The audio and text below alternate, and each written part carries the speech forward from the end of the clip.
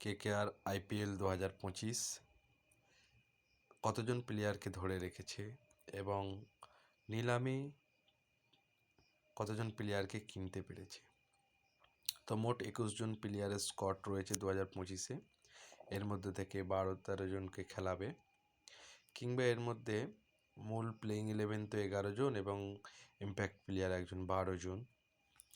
কিন্তু যে কজন আছে এদের মধ্যে সবাইকেই চান্স দেওয়া যেতে পারে যদি না কোনো গণ্ডগোল হয়। তো আমাদের 21 জন কারা কারা আছে: Rinku Singh, Sunil Narine, Andre Russell, Varun Chakravarthy, Harshit Rana, Ramandeep Singh. এদেরকে রিটেন করে রাখা হয়েছিল। এরপরে যাদেরকে কেনা হয়েছে: Venkatesh Iyer, Anrich Nortje, Quinton de Kock, Angkrish Raghuvanshi, Spencer Johnson, Rahmanullah Gurbaz, Moeen Ali, Vaibhav Arora, Rovman Powell, Ajinkya Rahane, Umran Malik, Manish Pandey, Anukul Roy, Luvnith Sisodia আর মায়াঙ্ক খান্ডে। তো ভালোই বেশ টিমটা কেকেআর সাজিয়েছে, আমাদের খুবই পছন্দ। গত বছরের সকলেই প্রায় রয়েছে, যারা মূল প্লেইং 11 যারা খেলতে পারে তাদের মধ্যে সকলেই রয়েছে।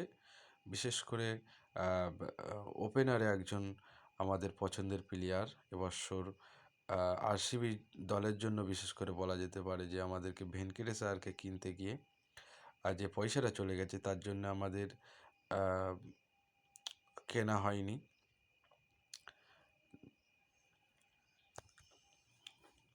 তো তারপরেও আমরা ওপেনারটাকে ভালোই সাজানো হয়েছে: কুইন্টাল ডিকক, রহমানুল্লাহ গুরবাজ।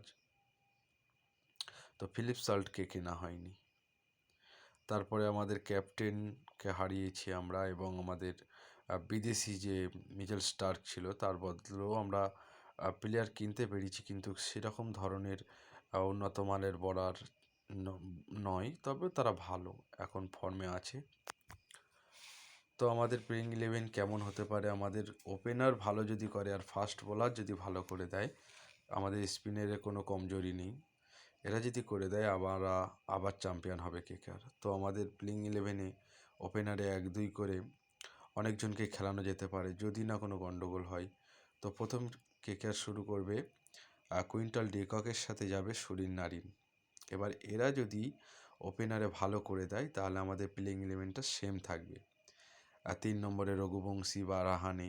রঘুবংশী প্রথম চান্স পাবে, তারপরে আজিঙ্কে রাহানে আসতে পারে। যদি ক্যাপ্টেন রাহানেকে করে তাহলে রাহানে তো খেলবে 3 বা 4-এতে, তাহলে রঘুবংশী তখন ইম্প্যাক্ট প্লেয়ার হিসাবে, ব্যাটসম্যান হিসাবে আসতে পারে। তো প্রথমে Quinton de Kock, Sunil Narine opener, তারপরে রঘুবংশী 1 ডাউন 2 ডাউনে ভেঙ্কটেশ আয়ার ক্যাপ্টেনও হতে পারে, বা রিঙ্কু সিং 5 নম্বরে, এও ক্যাপ্টেন হতে পারে। রাসেল 6-এ, রামানদীপ সিং 7-এ, 8-এ হর্ষিত রানা, 9-এ বরুণ, 10-এ বৈভব আরোরা, 11-ই অ্যান্ড্রিচ নর্তিজে, আর 12-তে যে কোনো বলার বা ব্যাটসম্যানকে আনা যেতে পারে। তো আমাদের প্রথমে যদি কুইন্টল ডিককের সাথে সুনীল নারিন যদি সেরকম না হয় তাহলে আমাদের গুরবাজকে ট্রাই করা যেতে পারে। নারিন তো আছেই, তো নারিনের সাথে রঘুবংশী, ভেঙ্কটেশ আয়ার, রিঙ্কু, রাসেল, মঈন আলী। হ্যাঁ, মঈন আলীকে খেলানো যেতে পারে এখানে 7 নম্বরে। 8 নম্বরে রামানদীপ সিং, 9 নম্বরে হর্ষিত রানা, 10 নম্বরে বরুণ চক্রবর্তী, 11-ই স্পেন্সার জনসন। তারপরে তোমরা ওমরান মালিককেও এখানে ফাস্ট বলার যদি লাগে খেলানো যেতে পারে ইম্প্যাক্ট প্লেয়ার হিসাবে। তো এবারে যদি বিদেশি ওপেনার আমাদের ভালো করতে না পারে, সেখানে আমরা রঘুবংশী আছে, তারপরে তোমার রাহানেকেও দেওয়া যেতে পারে। তো নারিনের সাথে বা রঘুবংশী আর আজিঙ্কে রাহানে ওপেন করলো, কিংবা রঘুবংশী বা নারিন ওপেন করলো। তারপরে আমরা একটা উইকেট কিপার ব্যাটসম্যান তো লাগবে, 3 নম্বরে খেলানো যেতে পারে বা 7-এও খেলানো যেতে পারে।